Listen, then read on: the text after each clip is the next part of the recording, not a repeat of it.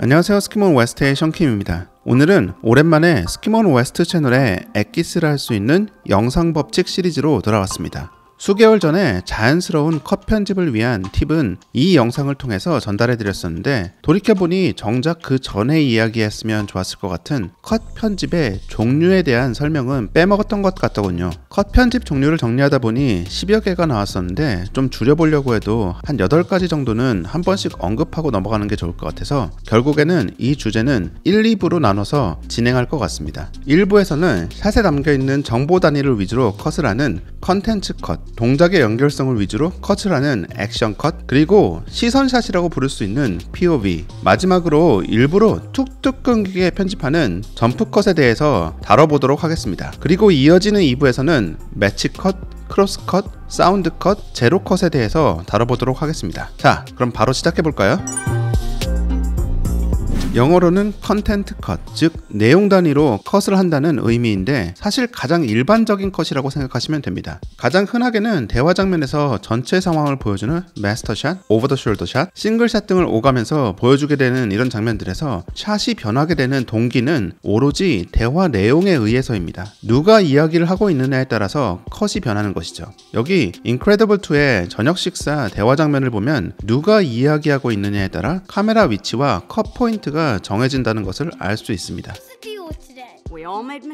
컨텐츠 컷의 가장 중요한 점은 매 샷은 관객들이 알아야 되는 정보가 들어있어야 하고, 샷이 진행될수록 이야기가 앞으로 나아가야 한다는 점입니다. 다시 말해, 정보가 없는 샷은 없애야 되고, 이전 샷에 비해 특별히 더 나아간 정보가 없는 샷도 필요 없다는 말입니다. 사실 대부분의 영화가 그러하듯이 픽사 영화도 보통 첫 번째 에디팅 버전은 목표로 하고 있는 총 러닝 타임에 비해 20-30% 더 긴 상태로 나오게 됩니다. 이 단계부터는 모든 샷들을 점검해 가면서 과연 이 샷이 이전 샷에 비해 다른 정보를 주고 있나 등을 꼼꼼히 살펴보면서 20-30% 샷을 줄이는 작업을 해갑니다. 이 과정을 수차례 반복해야 여러분들이 보고 있는 군더더기 없이 스토리를 전달하고 있는 영화로 태어나는 것입니다. 이전에도 몇 번 예시로 들었던 제가 코코에서 작업한 장면입니다. 미구엘이 의도치 않게 죽은 자들만 건널 수 있는 다리를 건널 수 있는 상태가 되었고, 관객들은 이 죽음의 다리, 그리고 죽은 자들의 도시를 처음 마주하게 되는 시퀀스입니다. 이처럼 관객들이 익숙하지 않은 정보가 나오는 시퀀스는 특히나 샷마다 전달해야 되는 정보가 명확해야 되고 샷의 낭비가 없어야 되는데, 과연 어떤 컷으로 샷들이 연결되었는지 한번 살펴볼까요? 자, 이 시퀀스의 첫 샷은 미구엘이 다른 가족들을 따라 죽음의 다리를 건너기 시작하는 장면입니다. 이 장면에서 정말 수많은 죽은 영혼들이 이 다리를 통해 오가고 있다는 걸 보여주는 동시에 미구엘이 다리를 건너기 시작했다는 정보를 보여주고 있습니다. 이어지는 클로즈업 장면을 통해 죽은 영혼과 컨택이 있을 때마다 빛나고 있는 꽃잎을 보여주고 있습니다. 이 정보는 나중에 헥터라는 인물이 다리를 건너지 못하는 상황을 보여줄 때도 다시 한번 강조되는 부분입니다. 이 장면을 통해 정상적인 루트로 다리를 건너는 영혼들은 깔려있는 꽃잎과 잘 컨택되고 있다는 부분들을 관객들에게 설명해주고 있습니다. 이어서 앞으로 치고 달려나가는 단테의 모습을 보여주는 샷이 나오는데, 이는 정보 전달보다는 미구엘이 조금 더 다리를 빨리 건너게 하기 위한 장치 정도라고 보면 됩니다. 뒤에 나오는 죽은 자들의 도시를 너무 시간 끌지 않고 빠르게 관객들에게 선보이기 위한 장치라고 볼 수 있죠. 미구엘은 마침내 단테를 따라잡습니다. 따라잡는 건 사실 그냥 상황을 자연스럽게 이어주기 위한 장치라고 보시면 되고, 이 샷에서 중요한 것은 이어지는 미구엘의 리액션입니다. 그리고 미구엘이 어떤 장면에 깜짝 놀란 리액션을 한 것인지 마침내 관객도 그 정보를 접하게 됩니다. 이 시퀀스에서 가장 중요한 정보 중 하나인 이 장면은 약간 더 스크린 타임을 주면서 관객들이 충분히 즐길 수 있도록 해줍니다. 이어서 다리가 단 하나가 아니라 수백 개의 다리가 더 있다는 걸 미구엘의 시선을 통해 보여줍니다. 이처럼 정보를 전달하거나 주인공이 그 다음 정보가 있는 곳으로 빠르게 움직이게 하기 위한 장치로서의 샷을 사용하는 등 컨텐츠 컷을 통해 연결된 샷들은 모두 이야기가 나아가게 하고 있는 내용을 포함하고 있습니다.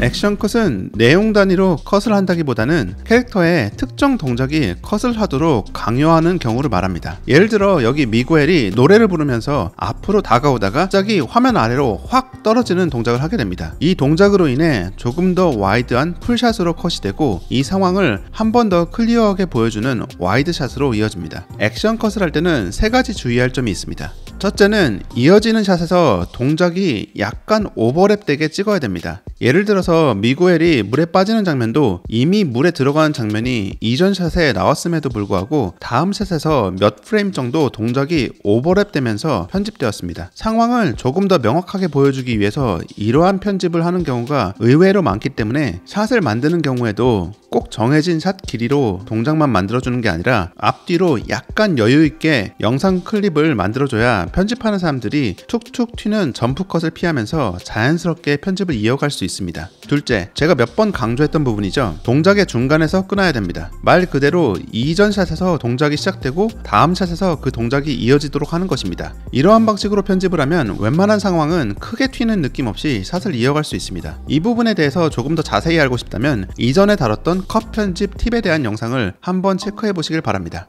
세 번째 주의할 점은 샷의 종류에 따라 액션의 스피드를 조금 다르게 찍어야 됩니다. 피사체가 카메라에 가까이 있으면 같은 동작을 하더라도 훨씬 그 동작이 빠르게 보이고 아주 멀리서 찍으면 같은 동작을 하더라도 훨씬 느리게 보일 것입니다. 거대한 크리처의 움직임이 가까이에서 보면 완전 빠르지만 거대한 크리처의 전신을 찍을 만큼 멀리서 찍으면 마치 느리게 움직이는 것처럼 보일 것입니다. 같은 원리로 여기 미겔이 물속에 빠지는 장면을 가까이에서 찍은 장면은 약 8프레임에 거쳐서 미겔이 물속으로 사라지지만 와이드샷에서는 그보다 2배 빠른 4프레임 만에 미겔이 물속으로 사라지는 것을 볼 수 있습니다. 같은 동작이지만 자연스럽게 연결하려면 피사체와 카메라가 얼마나 떨어져 있느냐를 고려해 동작의 속도도 결정해야 됩니다.